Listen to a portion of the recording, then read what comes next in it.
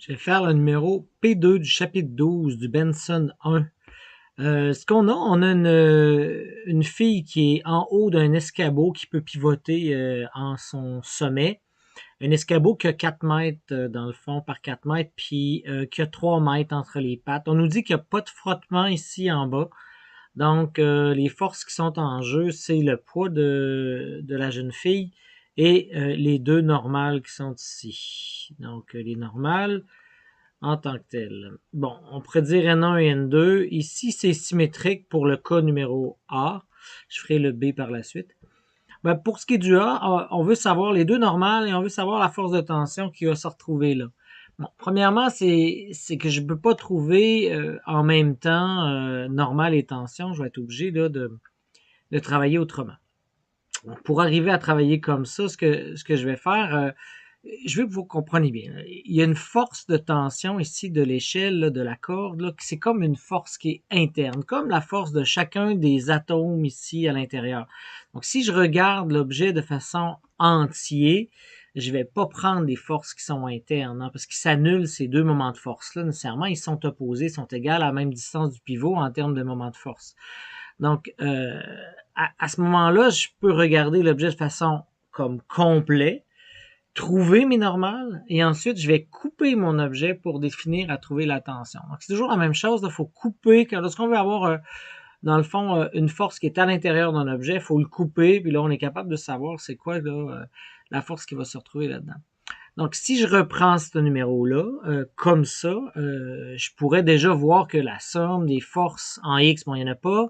La somme des forces en Y, c'est 0. Qu'est-ce que j'ai? J'ai moins 686 plus N1 plus N2 égale à 0. Bon, je me doute que N1 égale à N2 ici, là, mais bon, faisons l'exercice pour le faire. Là. Donc, je vois que je peux ni trouver N1 ni trouver N2 ici en tant que tel. Donc, ce qu'il va falloir que je fasse, c'est la somme des moments de force. Donc, la somme des moments de force, je vais faire la somme des moments de force par rapport au pivot. Donc, mettons que je décide de changer le pivot. Donc, ici, je ne prendrai pas le pivot en haut. Ça me tente de prendre le pivot en bas. Bon, c'est certain qu'en haut, ici, là, c'est un vrai pivot réel. Donc, il y a un HV qui peut se retrouver à l'intérieur de ce pivot réel-là. En l'occurrence, si vous mettez deux bouts de bois l'un sur l'autre comme ça, vous allez vite vous rendre compte qu'ils se poussent l'un contre l'autre, les pivots. Donc, il y en a un, lui, il va subir une force par là, et lui, il va subir une force par là. Donc, en bout de ligne, ils vont subir des forces. Mais comme je vous dis, quand je le regarde globalement, il n'y a pas ces forces-là. Donc, je peux placer mon pivot ici. Donc, si je décide de placer mon pivot à cet endroit et que je regarde cet ensemble, ben, je vais être capable de trouver les moments de force de cette situation-là. Donc, en plaçant le pivot, je vais commencer par faire le 686 qui est là. Donc, je vois que sa ligne de force est là. Puis, en fin de compte, la distance au pivot, c'est 1,5. Et si on se décide de se tracer nos axes classiques. Donc, moi, je vais le faire tourner dans le sens anti-horaire positivement. Donc, je vois que cette force-là, qui est ici, veut tourner comme ça, veut tourner négativement. Donc, je vais mettre moins ici, hein, moins 686, qui se retrouve en bout de ligne à 1,5 m du pivot. Bon, maintenant, il me reste N2 qui est là. Donc, je vois que N2 qui est ici veut tourner, elle, positivement par rapport au pivot qui est là. N'oubliez pas que mon pivot est là. Donc, ça va être positif. Donc, plus.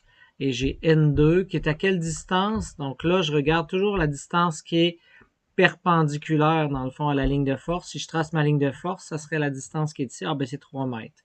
3 mètres. Bon, là, je me rends vite compte que N2, c'est égal à quoi? Ben, je vois, ça fait un facteur 2. Là, quand je le pitonne, n'oubliez pas, c'est égal à 0. Donc, ça va me donner 343 newtons. Donc, si c'est 343, ben N1 aussi, c'est 343. Bon, on se doutait, là, hein, que ça allait être divisé de chaque côté en deux. Donc, si je reviens, tout effacer tout ça. On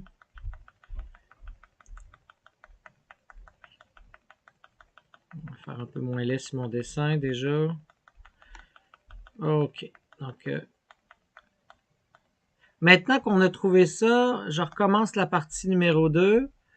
Hein? Donc, la partie numéro 2 ici, ce que j'ai trouvé ici que ça, c'était 343 newtons. J'ai trouvé que c'était 343 newtons. Je m'en doutais. mais je vais décider de couper mon objet et de regarder qu'un seul des deux côtés.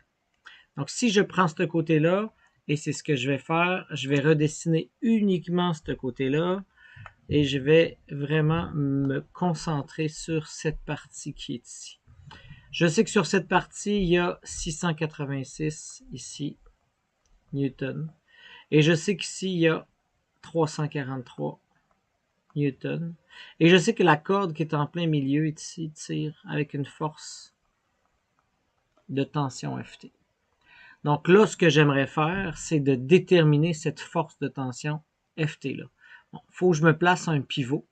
Et là, ici, j'ai pas le choix. Je vais mettre mon pivot en haut. Pourquoi?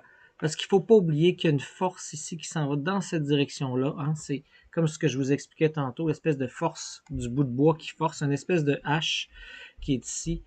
Et ce H-là, ben, si je mets mon pivot en bas, vu que je ne connais pas H, il faut que je le mette dans mon équation. Tandis qu'en mettant mon pivot dessus, ben, nécessairement, son moment de force est égal à 0. Donc, je peux éliminer 686 d'ailleurs, et je vais éliminer H de cette façon-là. Donc, je vais placer mon pivot à cet endroit-là. En plaçant ça, je peux arriver à faire ma somme des moments de force par rapport à mon pivot que je viens de m'installer. Donc, j'ai déjà 343. Je fais ma ligne de force. La distance entre le pivot et la ligne de force, je ne sais pas si vous voyez, c'est la même chose que la moitié de 3 ici. 3, c'était pour l'ensemble. Donc, 3 divisé par 2, ça fait 1,5. Donc, je me rends compte que c'est 343 fois en bout de ligne, quand je regarde, qui est négatif, fois 1,5 mètres. Bon. Maintenant, il y a Ft.